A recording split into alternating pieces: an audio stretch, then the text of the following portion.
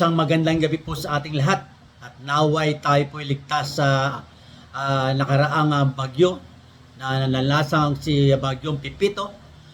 At alam naman po natin na very effective po ang panalangin dahil po halos lahat po ng tao sa Facebook ay nanalangin na naway lumihis o umihina ang bagyo na to. At sa kabutihang palad po sa awa ng Diyos ay hindi gaano tinamaan ang Metro Manila. Ang medyo nasalanta nga lang po ay ang lalawigan ng Catanduanes. Even yung Northern Samar na bayan ng aking mga in-laws ay medyo hindi po inabot ng bagyong Pipito. Talagang lumihis po. Okay, bago po tayo magsimula ay shout out po muna sa mga nagdiwa ng kaarawan ngayong araw na ito. Sa mga sumusunod, kay Karina Agawin na dati ko kasama sa Bahamas na ngayon ay nagtatrabaho sa New York at Miami. Ganito po sa aking kababata, kalugar, Barangay 702, Ariel Makilan, Gorgonio. Kay Referee Brendo Bentores Escobarte, Referee Alan Inso, kay Referee Birds Isuga, at ganun din po kay Referee Henry Abadinas. At belated happy birthday po sa mga nagdiwang ng kaarawan kahapon, November 16 sa mga sumusunod. Kay Benjamin Pamilara na aking kababata na ngayon ay naninirahan sa Pamilayan of Mindoro. Ganun din po kay Regional Director Benjamin Alboro ng BAP Incorporated. Sa aking batchmates 1975 kay Edmond Dinopra ng Manila High School.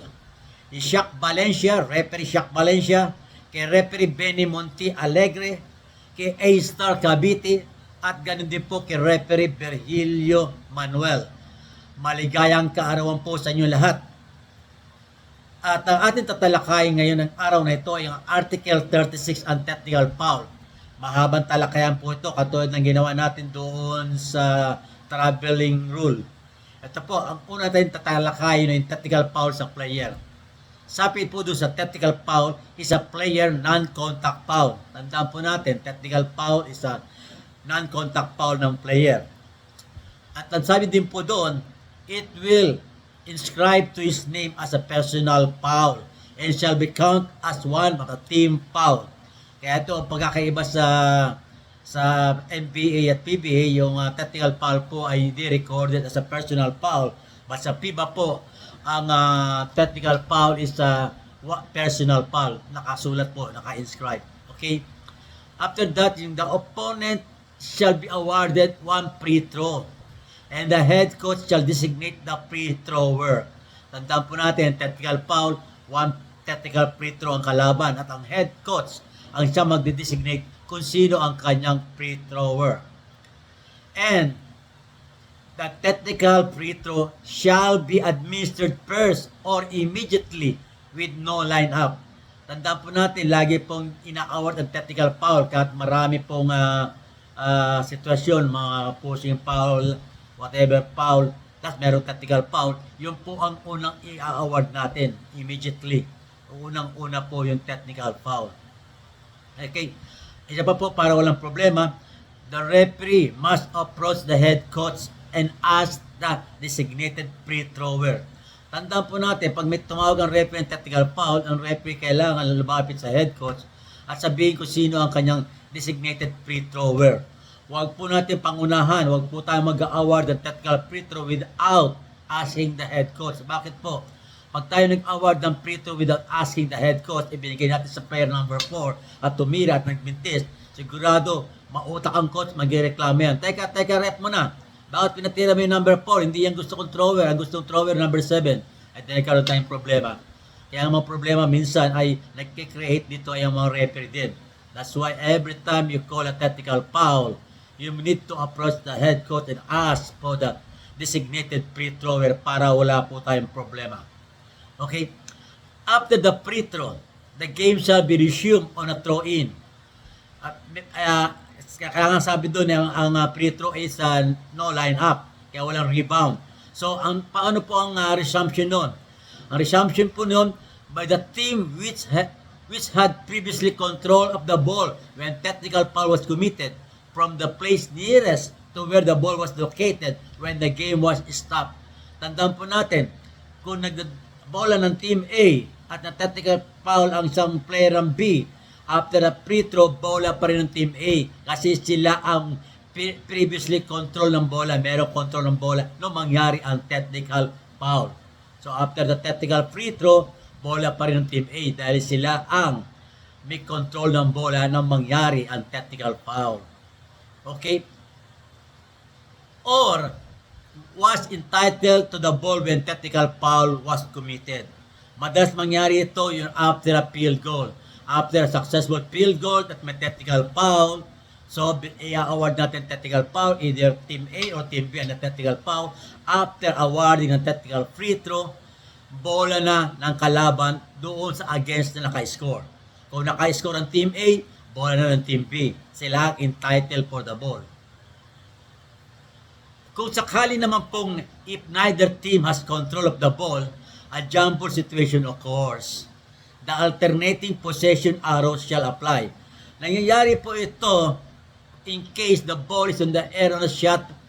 Tumira ang player, ang Team A, tumira, nagmintis ang bola, may technical foul, doon po tayo papunta sa alternating possession arrow. Yung tawagin natin ay APA. Kasi walang neither team has control of the ball. Walang may control ng bola, even Team A or Team B, walang may control ng mangyari ang technical foul. So, magkakaroon tayo ng jump ball situation of course at ang possession arrow ang i-apply natin. Tandaan din po natin, sa if a player charged with no technical foul or two unsportsmanlike foul or one technical foul or one unsportsmanlike foul, he shall be disqualified for the remainder of the game. Okay? Dito nga po kami nagkaroon ng pagtatalo sa isang Sabado po, gahapon po. Ako ay technical man doon sa Ateneo na isang player ay technical foul 2 beses. Ang sabi ko ay disqualified dyan out of the game. Ang sabi ng, I don't want to mention any name, ang sabi daw po ay pwede mag-sit doon po sa upuan nyo sa bench kasi hindi naman disqualifying foul. Pero tandaan po natin, ever since nung nga kami nag-referee, pinag-aaral namin yan, ang sabi po doon sa article, ito bago po to, sa article 40.6, maliwanag na maliwanag. Dati po itong article 40.6 sa Rules of Conduct, wala po ito sa 2024 FIBA Rules. Ngayon po, nakasama na po ito yung mga bago. Kasi yung Article 40, dalawa lamang po yun dati. Article 40.1 and Article 40.2. Ngayon po, 4 ang dinagdag. Yung Article 40.3, Article 40.4, 40.4 at 40.6 or 40.5 at 40.6. At sabi po doon sa Article 40.6, sabi na game disqualification. Maliwanag po doon, nakalagay doon. Any disqualified player must leave the game immediately, taking no more than 30 seconds, and shall go to and remain in the dressing room for the duration of the game, or shall leave the building. Yan po, maliwanag po yun doon. Kaya nga po, medyo dapat natin i-clarify na maigi ito. Dahil yun po pinagbabatayan nila, dahil hindi naman po disqualifying foul. Anyway, at least naliwanagan din po tayo yung kabaling ko. Dahil ako noon, nung sinabi nga po sa akin, ay ako yung naguluhan. Kaya nga po ako every time na medyo may doubt o gumugulo ang aking isipan sa isang rules, hindi mapakali, lagi ko binabasa, inulit-ulit ko. At nakita ko nga doon sa Article 40.6, hindi pwede yung do technical fouls ng player ay pwede mag-cheat doon sa team bench area. Talagang disqualified siya. Liwaliwanag po sa Article 40.6. Game disqualification. Any disqualified player must leave the game immediately, shall go to the dressing room or leave the building. Okay po ba? Maliwanag po pa tayo doon sa technical foul. Ang susunod natin tatalakayin sa technical foul, yung doon sa team bench area o yung person sitting on the team bench area na charge sa head coach. Yun po ang ating susunod na tatalakayin. Muli, maraming salamat po sa patuloy nyo pagtunghay sa aking YouTube channel. At please po, huwag po natin kalimutang muli mag-like, mag-share, mag-follow at mag-subscribe sa aking YouTube channel. Muli, ito po yung abang lingkod, former FIBA referee Eto Camarongan, na nagsabing hanggang sa muli. Bye-bye!